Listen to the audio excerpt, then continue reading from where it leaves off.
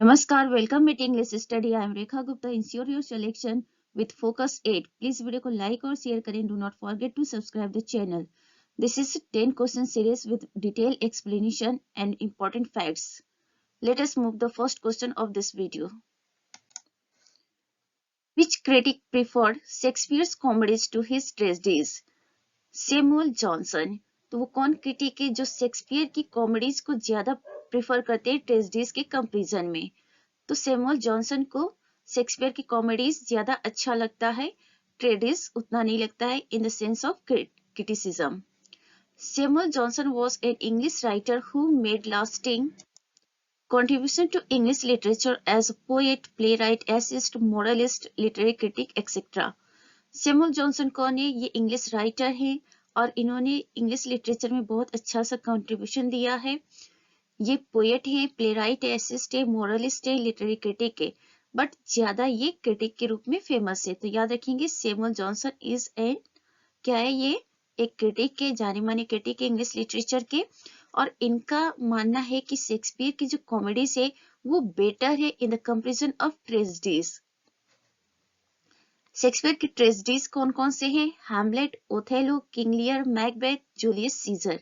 तो ये शेक्सपियर की कुछ ट्रेजेडीज हैं और ये सभी फेमस ट्रेजेडीज में आते हैं. तो याद रखेंगे ये जो चार है ये तो बहुत ही स्पेशल है, और जूलियस सीजर भी अच्छा एक अच्छी कैटेगरी का ट्रेजेडी है.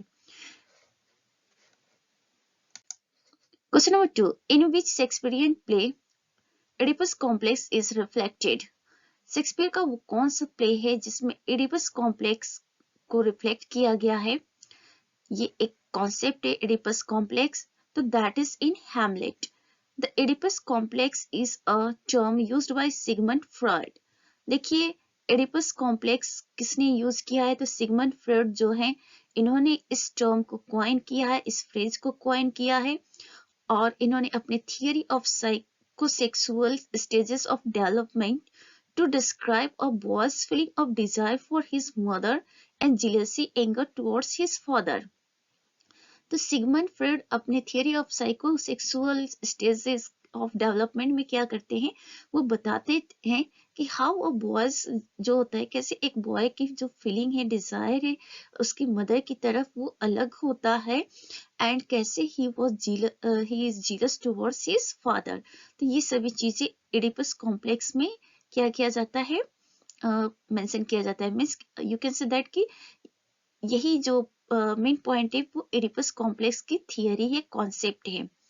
और इसमें दो चीजें आपको याद रखना है. एक तो एडिपस कॉम्प्लेक्स शेक्सपियर के किस प्ले में रिफ्लेक्ट है? तो that is Hamlet.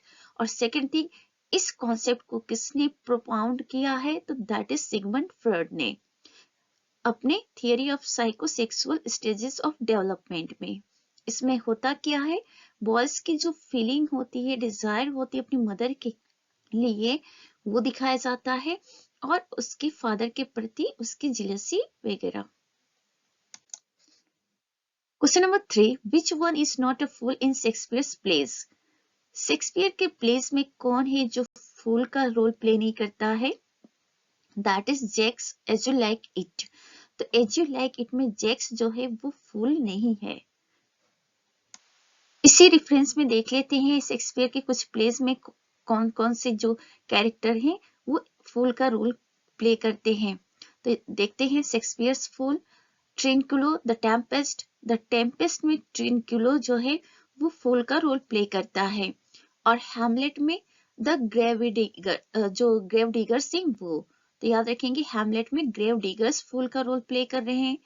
As you like it में टच स्टोन फूल का रोल प्ले कर रहा है. 12th नाइट में फेस्ट जो है वो फूल का रोल प्ले कर रहा है. तो बहुत इंपॉर्टेंट फैक्ट्स है, इसे आप लोग जरूर याद रखेंगे. कहीं से भी इसमें से क्वेश्चन पूछा जा सकता है. ये किसी भी, ये जो चार फूल है ना, इसमें से कोई भी एक फूल को उठा के पूछ देगा और पूछेगा कि ये किस वर्क में है, या फिर ये वर्क उठा के पूछेगा और पूछेगा कि इसमें कौन से फूल हैं. तो याद रखेंगे ट्विनक्युलो द टेम्पेस्ट में फूल का रोल प्ले करता है. ग्रेव डिगर्स हैमलेट में, touch stone age you like it में, फेस्ट 12th नाइट में. अब जब जैक्स की बात आई है तो देख लेते हैं कि एज यू लाइक इट में जैक्स का क्या रोल है. Jaques is one of the main characters in as you like it. known as the melancholy Jacks of faithful lord to Duke Senior। तो जैक्स कौन है? एज यू लाइक इट का एक important character है और इसे the मिलॉन्कली Jacques के नाम से जाना जाता है। और ये फेथफुल होता है, फेथफुल लॉर्ड होता है किसके प्रति? ड्यूक सीनियर के प्रति। तो याद रखेंगे Jaques is faithful lord towards Duke senior और इसे द मिलॉन्कली जैक्स के नाम से भी जाना जाता है। तो ये भी क्वेश्चन अराइज हो सकता है कि द मिलॉन्कली जैक्स के नाम से कौन सा कैरेक्टर जाना जाता है या किस प्ले में जाना जाता है? तो that is Jaques in as you like it. ये भी क्वेश्चन हो सकता है कि एज यू लाइक इट में कौन सा कैरेक्टर मिलॉन्कली है? तो दैट इज जैक्स। और ये याद रहेगा Trinculo, the Tempest, the grave diggers, Hamlet, Touchstone, As you like It, Feste, Twelfth Night, ये सभी क्या है? फूल हैं। फूल का कैरेक्टर प्ले करते हैं शेक्सपियर के प्ले में।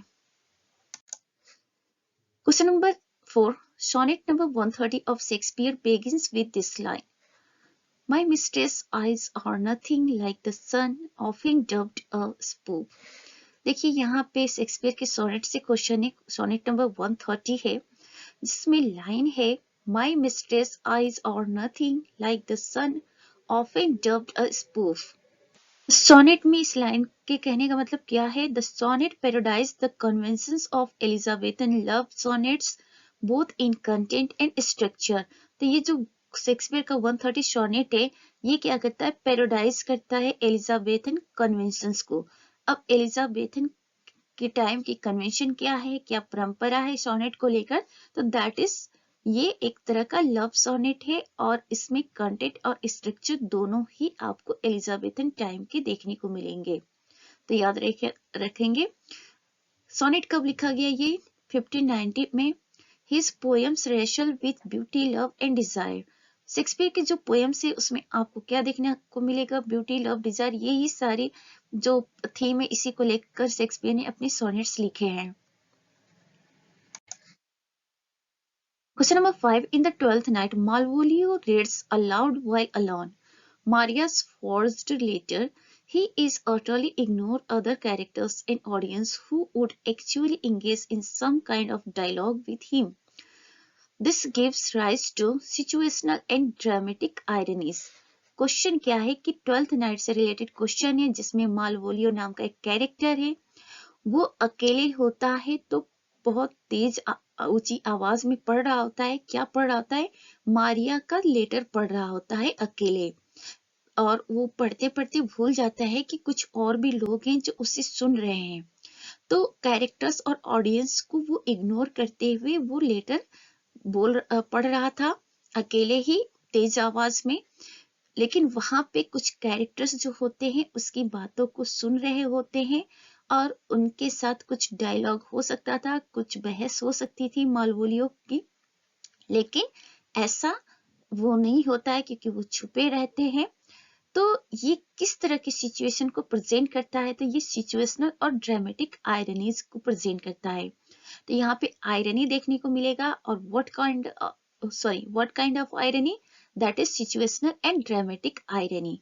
तो याद रखेंगे मालवोलियो जब लेटर को पढ़ता है मारिया के और इग्नोर कर देता है कैरेक्टर्स को, ऑडियंस को, और ऊंची आवाज में वो लेटर पढ़ता है और जिनके साथ थोड़ा सा उसका बहस हो सकता है, लेकिन फिर भी वो भूल जाता है और उस लेटर को पढ़ने में बिजी हो जाता है।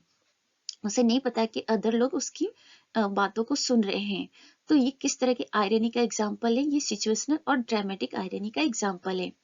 ड्रामेटिक आयरनी क्या होता है? Dramatic irony involves a situation in a play और a narrative which the audience or reader shares with the author। तो ड्रामेटिक आयरनी जो होता है किसी प्ले या किसी नरेटिव में तब ऑकर होता है जिससे ऑडियंस या जो रीडर होते हैं वो शेयर करते ऑथर के साथ knowledge of present and future circumstances of which a character is ignorant. और ड्रामेटिक आयरनी की सिचुएशन में क्या होता है कि जो कैरेक्टर है अपने प्रेजेंट और फ्यूचर को भूल जाता है और वो ऐसे सिचुएशन में मतलब वो इग्नोरेंट हो जाता है, उसे नहीं पता कि प्रेजेंट में वो क्या कर रहा है और अदर उसके एक्शन को वॉच कर रहे हैं कि नहीं और उसका कंसिक्वेंस फ्यूचर में क्या होगा। जैसे यहाँ पे मालविलियो क्या कर रहा था, प्रेजेंट में मारिया का लेटर पढ़ रहा था और ऊंची आवाज में पढ़ रहा था, लेकिन उसे नहीं पता कि प्रेजेंट में बाकी लोग उसके लेटर जो पढ़ रहा है उसे सुन भी रहे हैं लोग, और उसे ये भी नहीं पता है कि जब उस लेटर को वो ऊंची आवाज में पढ़ेगा तो जो लोग सुन रहे हैं उनके साथ उसका कैसा फ्यूचर में सिचुएशन रहेगा। तो ये सारी चीजें यहाँ पे प्रेजेंट किया गया है। Malvolio approaches on the path talking to himself. Malvolio इसमें क्या करता है, जब ये लेटर पढ़ रहा होता है तो पढ़ते पढ़ते ये अपने से बातें करते करते पढ़ते पढ़ते पहुंच जाता है, रास्ते में जा रहा होता है। He speaks of Olivia, Sir Toby and others are there. वो किसके बारे में बात कर रहा होता है, अपने आप से ओलिविया के बारे में बात कर रहा होता है, और उसे नहीं पता कि वो जो बातें अपने आप से कर रहा है वहां पे सर टॉबी हैं और दूसरे कैरेक्टर्स हैं, वो उसकी बातों को सुन रहे हैं। तो उसे प्रेजेंट के बारे में भी इग्नोरेंस है और उस प्रेजेंट की वजह से फ्यूचर में क्या कॉन्सिक्वेंस होगा उसके लेकर भी उसको इग्नोरेंस है।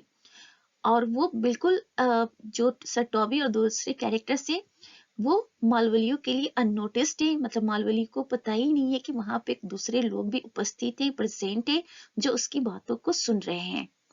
तो अच्छे से मुझे लगता है कि आप लोगों को समझ में आ गया होगा कि मालवलियो जब लेटर पढ़ रहा है तो वो किस तरह की सिचुएशन है, सिचुएशनल और ड्रामेटिक आयरनी का एग्जाम्पल है। ड्रामेटिक आयरनी क्या होता है वो भी एक्सप्लेन हो चुका है, मालवलियो किस सिचुएशन में वो लेटर पढ़ रहा था ये भी एक्सप्लेन हो चुका है। अब आगे बढ़ते हैं। Question number 6. Shakespeare's soliloquies are defined as a locution dominating the stage and the attention delivered by a speaker who is alone on the stage. Identify an exception to this definition in the context of Shakespearean tragedy. What is here? Shakespeare की जो soliloquies है उससे related question है। पूछा जा रहा है कि जो शेक्सपियर की soliloquy है उसको किस तरह से डिफाइन किया गया है। बताया गया कि जो शेक्सपियर की सोलिलोकिस होती है वो लोकेशन होता है डोमिनेटिंग द स्टेज, स्टेज को डोमिनेट कर लेता है, and the attention delivered by speaker, और साथ में उस अटेंशन को भी डोमिनेट करता है जो स्पीकर डिलीवर करता है। Who is alone on the stage, और जो स्पीकर होता है वो स्टेज पे अकेले होता है, अपनी स्पीच बोलता है और सबका कंसंट्रेशन उसके ऊपर जाता है। तो उसके सोलिलोकी का और उस स्पीकर का एक तरह से डोमिनेशन हो जाता है स्टेज पे, ऐसा शेक्सपियर के सोलिलोकी के बारे में कहा गया है। तो क्वेश्चन इज दैट कि identify an exception to this definition. इस डेफिनेशन को शेक्सपियर की किस ट्रेजेडी में देखने को मिलता है। तो इस तरह का सोलिलोकी का जो डेफिनेशन है शेक्सपियर के सोलिलोकी का, आपको शेक्सपियर की किस ट्रेजेडी में देखने को मिलेगा। तो दैट इज हैमलेट। हैमलेट में जो सोलिलोकी है, now might I do bad, ये हैमलेट में सोलिलोकी का पार्ट है। तो इसी में आपको देखने को मिलेगा सोलिलोकी का ये डेफिनेशन। सोलिलोकी क्या होता है, जब एक स्टेज पर एक कैरेक्टर होता है और वो अपनी जो फीलिंग्स होती है, अपने मन की बातें होती है, वो ऊंची आवाज में अपने आप से बातें करता है और वो इग्नोर कर देता है कि वहां पे ऑडियंस सुन रहे हैं उसकी बातों को या कैरेक्टर्स सुन रहे हैं उसकी बातों को। तो दैट इज कॉल्ड सोलिलोकीज। और असाइड भी एक प्रकार का सोलिलोकी होता है, लेकिन असाइड में क्या होता है, जो स्पीच होती है वो शॉर्ट होती है। तो असाइड में स्पीच शॉर्ट होती है, स्पीकर अपने आप से उसमें भी बातें करता है और इग्नोर करते हुए ऑडियंस को, दूसरे कैरेक्टर्स को इग्नोर करते हुए। और सोलिलोकी में भी सेम चीज होता है, बस असाइड शॉर्ट स्पीच होता है और सोलिलोकी लॉन्ग स्पीच होता है। अब देखते हैं कि हैमलेट में ये जो सोलिलोकी है, now might I do bad, ये कब ऑकर होता है। In present soliloquy both Hamlet and Claudius are present. ये जो present soliloquy now might I do bad, इसमें हैमलेट और क्लॉडियस जो होते हैं वो दोनों स्टेज पे प्रेजेंट होते हैं, बट वो एक दूसरे की बातों को नहीं सुनते हैं बिकॉज इट्स अ सोलिलोकी। और सोलिलोकी का मतलब ये होता है कि कोई दूसरा ना सुने कैरेक्टर, वो बस अपने आप से बात कर रहा है, किसी और को नहीं सुनना है। After speaking his dialogue, Claudius kneels on the stage. अपने डायलॉग को स्पीक करने के बाद क्लॉडियस क्या करता है, स्टेज पर नील करता है, then Hamlet enters on the stage and speaks his soliloquy. तो क्लॉडियस की सोलिलोक्वी बोलने के बाद, अपना डायलॉग बोलने के बाद, उसके बाद हैमलेट की एंट्री होती है स्टेज पे और वो अपनी सोलिलोक्वी को स्पीक करता है, और सोलिलोक्वी है now might I do bat. ठीक है, याद रखेंगे ये हैमलेट की सोलिलोक्वी है और इससे वो बोलता है, बट सोलिलोक्वी का मतलब है कि कोई और ना सुने, जस्ट कैरेक्टर अपने आप से बात कर रहा है, किसी और को सुनने के लिए नहीं। तो सब कुछ समझ में आ गया आप लोग को, ये शेक्सपियर की सोलिलोक्वी का डेफिनेशन है, और ये डेफिनेशन आपको हैमलेट की जो सोलिलोक्वी है now might I do bat में आपको देखने को मिलेगा। और इस प्रेजेंट सोलिलोक्वी के समय हैमलेट और क्लॉडियस स्टेज पे प्रेजेंट रहते हैं। Next question, what does makes Hamlet superior to Elizabethan revenge plays? तो ऐसा क्या चीज है हैमलेट प्ले में जिसकी वजह से हैमलेट एलिजाबेथन टाइम के जितने भी रिवेंज प्ले हैं उनमें ये सुपीरियर है? तो that is awareness of the moral implications of revenge. क्यों? क्योंकि हैमलेट में जो रिवेंज को लेकर मॉरल इम्प्लीकेशन के बारे में अवेयरनेस है, दैट इज वो देखने को मिलता है हैमलेट में। और यही चीज जो है हैमलेट को एलिजाबेथन रिवेंज प्लेस में सुपीरियर माना जाता है। The tragedy of Hamlet, Prince of Denmark, often shortened to Hamlet, is a tragedy written between 1599 and 1601. तो the tragedy of Hamlet Prince of Denmark इसका पूरा कंप्लीट टाइटल है, जिसे शॉर्टली हैमलेट के नाम से जाना जाता है। लिखा गया है 1599 टू 1601, कहीं पे 1602 भी होगा तो उसे आप लोग कंसिडर कर लेंगे। थोड़ा बहुत इधर उधर देखने को मिलेगा because it was not accurate. Shakespeare play को लेकर, चाहे शेक्सपियर के टाइम पीरियड को लेकर, उनके लिखने को लेकर थोड़ा सा एक्यूरेसी नहीं है, तो इसलिए 1-2 साल का इधर उधर डिफरेंस आपको मिल जाएगा। अब हैमलेट को लेकर बहुत सारे फैक्ट्स प्रीवियस वीडियोस में डिस्कस हो चुके हैं, इसलिए बहुत ज्यादा फैक्ट्स हम यहाँ पे नहीं कैरी किए हैं। Question number 8. Who speaks the following line in Hamlet? Something is rotten in the state of Denmark. Marcellus. तो यहाँ पे हैमलेट से कोटेशन लिया गया है और पूछा जा रहा है कि ये कौन बोलता है। Something is rotten in the state of Denmark, ये मार्सेलस बोलता है, याद रखेंगे। ये एक बार और क्वेश्चन आ चुका है वीडियोस में, बट मैं दोबारा लेकर आई हूँ सो दैट कि आपके माइंड में ये रहे कि हाँ ये सब इंपॉर्टेंट क्वेश्चन है। Something is rotten in the state of Denmark, Marcellus की स्पीच है। Question number 9. Identify the critic who posited this view. The levity of Hamlet, his repetition of phrase, his puns are not part of a deliberate of dissimulation but a form of emotional relief. T.S. Eliot. तो ये कौन critic है जो इस तरह का view देता है हैमलेट को लेकर?